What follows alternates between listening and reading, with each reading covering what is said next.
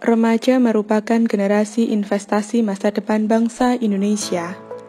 Namun saat ini masih terdapat beberapa masalah kesehatan pada remaja Indonesia. Untuk itu, kampanye kesehatan dan gizi remaja perlu digiatkan, karena masalah kesehatan akan mengancam masa depan remaja Indonesia. Masalah kesehatan remaja Indonesia antara lain kurang zat besi atau anemia, kurang tinggi badan atau stunting, kurang energi kronis atau kurus, dan kegemukan atau obesitas. Pada kesempatan ini, jurusan Gizi Poltekkes Kemenkes Yogyakarta melalui program pengabdian kepada masyarakat melakukan inisiasi pembentukan Posyandu Remaja Canting, Cegah Anemia dan Stunting di Padukuhan Sembung, Balai Catur, Gamping Sleman, Yogyakarta. Pelaksanaan kegiatan di Posyandu Remaja Canting adalah 1. Antropometri yang meliputi pengukuran tinggi badan, berat badan, dan lingkar lengan atas atau lila. 2. Kegiatan biokimia pemeriksaan hemoglobin. 3. Kegiatan klinis atau fisik yaitu pemeriksaan fisik yang meliputi kelopak mata, telapak tangan, kuku, lidah, tekanan darah dan denyut nadi. Dan keempat adalah dietary history yaitu wawancara kebiasaan makan. Pengukuran tinggi badan dimulai dari cara memasang mikrotoa. 1. Memilih bidang vertikal yang datar, misalnya tembok atau bidang pengukuran lainnya sebagai tempat untuk meletakkan. 2. Memasang mikrotoa pada bidang tersebut dengan kuat dengan cara meletakkannya di dasar bidang atau lantai. Kemudian tarik ujung meteran hingga 2 meter ke atas secara vertikal atau lurus hingga mikrotoa menunjukkan angka 0. 3. Memasang penguat seperti paku atau lakban pada ujung mikrotoa agar posisi alat tidak bergeser. Cara mengukur tinggi badan. 1. Mintalah subjek yang akan diukur untuk melepaskan alas kaki yaitu sepatu dan kaos kaki dan melonggarkan ikatan rambut bila ada. 2. Persilahkan subjek untuk berdiri tepat di bawah mikrotoa. 3. Pastikan subjek berdiri tegap, pandangan lurus ke depan, kedua lengan berada di samping, posisi lutut tegak atau tidak menekuk, dan telapak tangan menghadap ke paha atau posisi siap. 4. Setelah itu pastikan pula kepala, punggung, bokong, betis, dan tumit menempel pada bidang vertikal atau tembok atau dinding dan subjek dalam keadaan rileks. 5. Turunkan mikrotoa hingga mengenai atau menyentuh rambut subjek namun tidak terlalu menekan atau pas dengan kepala, dan posisi mikrotoa tegak lurus. 6. Catat hasil pengukuran. Berat badan. Berat badan dapat diukur menggunakan timbangan berat badan digital. Letakkan alat timbangan berat badan digital di tempat yang datar. Sebelum melakukan penimbangan, hendaknya timbangan digital atau jarum dikalibrasi terlebih dahulu menggunakan berat standar. Cara mengukur berat badan. 1. Setelah alat siap, mintalah subjek untuk melepaskan alas kaki yaitu sepatu atau kaos kaki.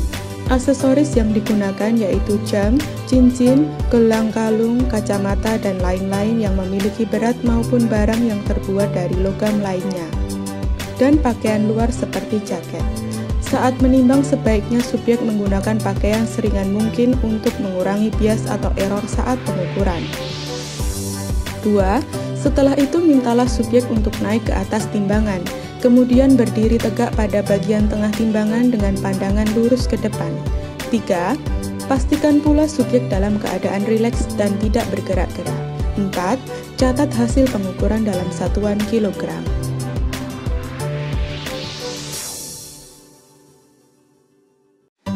Cara pengukuran lingkar lengan atas. 1.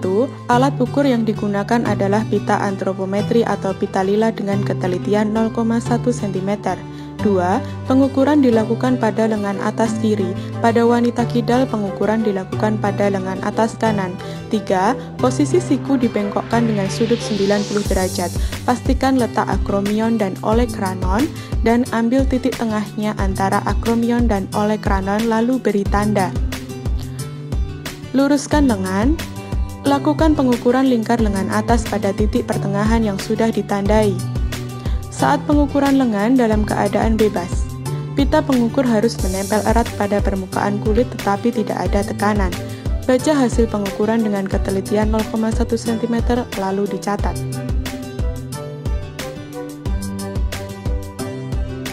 Pemeriksaan hemoglobin. Cara kerja pemeriksaan hemoglobin. 1. Siapkan alat dan bahan yang diperlukan, yaitu pena lancet, HB meter, sampel darah kapiler, alkohol swab, lancet, kapas atau tisu kering, dan strip HB. Kemudian, 2. Memasukkan lancet ke dalam pena lancet. 3. Memasang strip HB pada HB meter. 4. Membersihkan ujung jari yang akan diambil darahnya dengan kapas alkohol dan tunggu hingga kering. 5. Menusukkan pena lancet pada ujung jari yang telah dibersihkan dengan alkohol. 6. Menghapus tetesan darah pertama dengan tisu atau kapas kering. 7. Memasukkan tetesan darah berikutnya ke dalam strip hemoglobin. 8. Menunggu sekitar 10 detik hasil akan muncul pada layar HB meter. 9. Membuang seluruh sampah medis ke wadah yang telah disediakan dan kembalikan alat dan bahan ke tempat semula.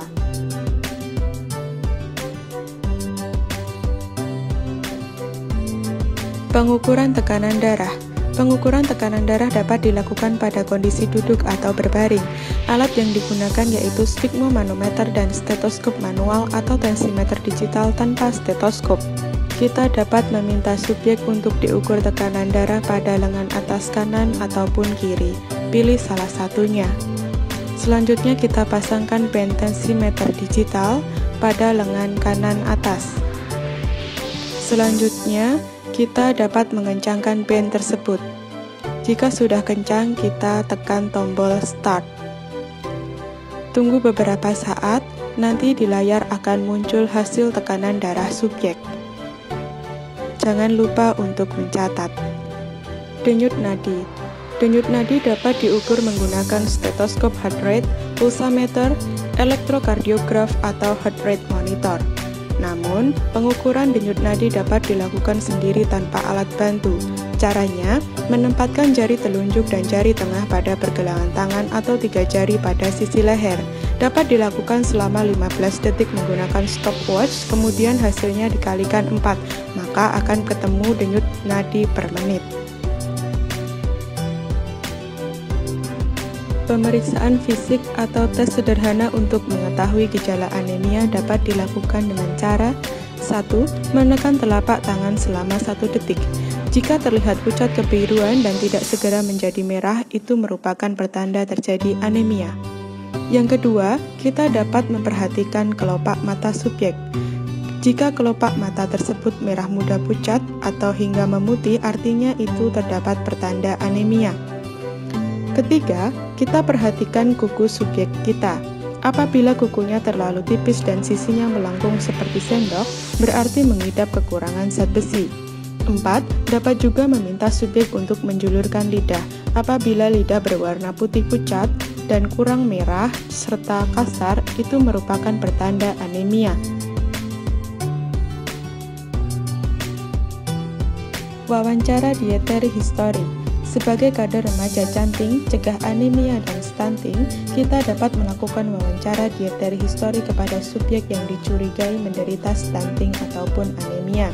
Kita dapat berwawancara dengan mereka mengenai makanan pokoknya, lauk hewani, lauk nabati, sayur, dan buah yang dikonsumsi, sehingga kita dapat menentukan apakah konsumsinya sudah cukup, serta kita dapat mengetahui zat anti-gizi atau penghambat penyerapan protein, Fe, dan vitamin C. Pada simulasi hasil pengukuran, diperoleh data Nona IS usia 15 tahun datang ke Posyandu Remaja Canting, lalu dilakukan pemeriksaan dan mendapatkan hasil 1. Tinggi badan 148 cm, 2. Berat badan 42 kg, 3. Lila 22 cm, 4.